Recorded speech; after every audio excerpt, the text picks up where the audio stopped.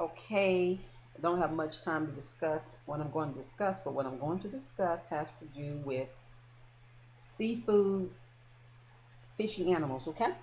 Let's deal with this as well. All right, let me go. Let's go for it. Requirements. Fish. A fish must have fins and scales, whether in the seas or in the rivers, fresh or salty water. Scales help the fish repel toxins in the water. Who is so wise? They tend to be very picky eaters, rejecting dead foods, polluted or otherwise contaminated areas to feed in. The fat content described below is not something you need to be concerned with, he says.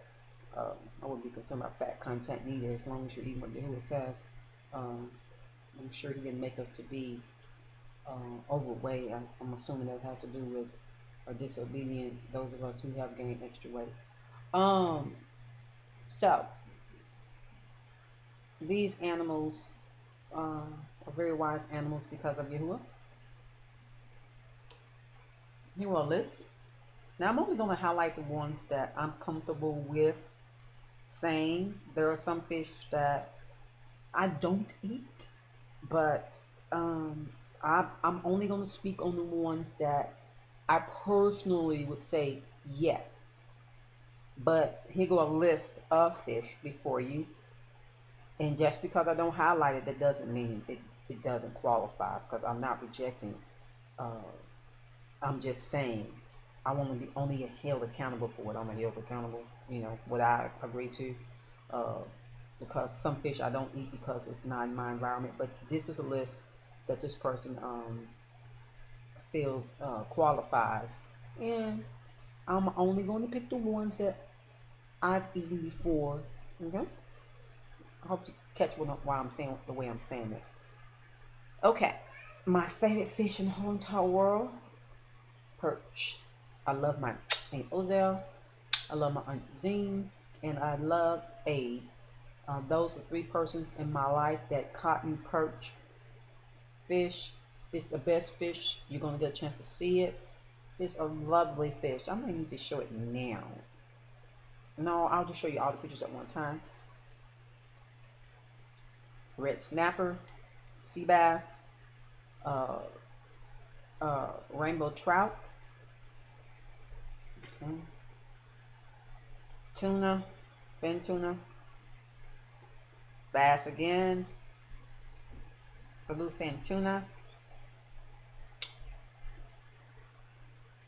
salmon sardines. Yes. Okay. I'm just gonna deal with those. Okay. Now let's go to some more explanation. Isaiah 66:14-17. After the day of Yahuwah, he will devour his enemies with fire and sword. For those who eat swine flesh, the abomination, and the mouth shall be consumed together. The abomination, things that Yahuwah considers not good, and he's told us, those things are abomination. So you will be his enemy. I don't care if you've been out here unction upon unctions of eons of years teaching about Yahuwah. If you're not teaching correctly, uh, then you're gonna be in trouble, and you don't have to live correctly too. Okay, and his laws are not grievous. Okay, Ezekiel 22:26. False prophets or false nabis have violated Yahuwah's law. Put no difference between unclean and the clean, and profane Yahuwah's Sabbaths. So let's say you're relaxing on the Sabbath, and that Friday evening, later on that evening, you're having a fish fry, and TT then brought over to your house catfish and shrimps and all that. You want to have some kind of gumbo, and you want to have some fried fish, some catfish. You just polluted the Sabbath. Abomination, here you come. You're going to get burned with his fire. And sword. Ezekiel 44:15. The son of Zadok shall teach Yahuwah's people to discern between unclean and the clean. So it was known practice to teach. Teachers, we should be focused on teaching Yahuwah's people the difference between clean and unclean. Okay? Hosea 9:3. Ephraim shall eat unclean things in Assyrian captivity, in captivity. This is the reason why we're eating unclean things now. It's because we're in captivity. Does that make that it right? No, that's proof. Hosea 9:3. So if you're saying, well, why we can't? Because right here, Hosea 9:3, it shows you our foreparents suffered the fate that we're going through. Because when you're in captivity, you're under the rule of the other people's thumbs, and we need to be set free by obeying Yahuwah. Okay? Haggai 2:13-14. Yahuwah's people are unclean spiritually, and if you're not doing what he says, I know you. I know you. I know we was blood. Talking about JC Blood. Nope. No one stands before you and Yahuwah. You hear me, Yasharel? No one. There's no one besides him. No one can stand before you. Well, let's move forward. Now let's look at some of these animals you can't eat. Okay? There go that lovely perch. These are fish in the world. Salmon. So, I mean, there's no need of us fussing. We got some things we can eat. Look at that. Except for the potatoes on top of that. We're going to try to fry. Look at it's grilled and, come on. There is hope. A nice fish there, bass. Nice fish. This is the tuna, and it is mega big. Mega big. I would enlarge it, but don't have time. Sardines. They are tasty little critters, and yes, they do have scales. Okay.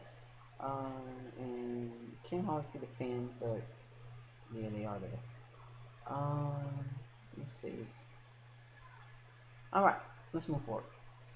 Here we have. He tells us that salt and fresh fish with fins and scales may be eaten. Leviticus 11:9-12. But water creatures without those characteristics, like catfish, lobster, crabs, shrimp, mussels, clams, oysters, squid, octopus, etc., should not be eaten. Let's look at some of those right quick. I say it's me. Look at that catfish plate. Boy, I tell you, temptation come hit you at the door. Pray. Ooh-wee. Now that look like a China, ching ching golden dragon plate there. Look at that. You gotta resist it. That's all I can say. Look at that red lobster. Look at that thing there. I tell you. Crab. Yeah, stuffed crab. Even that Captain D's. Let's see. Oops, sorry. Clam. But people do eat them. So I gotta bring it up. Mussels. People do eat them. They gorge them with lemon juice in New Orleans, definitely, but not for me.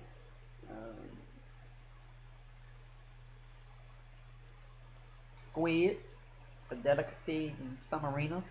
Don't know see how, but they are. Okay, let me backtrack right quick. So, you can read Deuteronomy 14:45, Deuteronomy 14. Leviticus 11. I mean, it's just all a good help, you know what I'm saying? That's all I'm trying to do is help. You got to remember Isaiah 66. The book of Isaiah is definitely a book that you need to read because in the book of Isaiah is used a lot of Yahuwah. Yahuwah speaks clearly through Isaiah. Yahuwah defines himself as the Redeemer, the Savior, the only Elohim, none beside him. He emphasized it so much that it's almost like if you don't pick up what he's putting down, it's almost like he has left you blind. You're gonna have to actually say, "Is Yahuwah wiser than me?" Yeah. Do you wake yourself up in the morning? No. Do you give yourself peace that surpasses all understanding? No, you don't.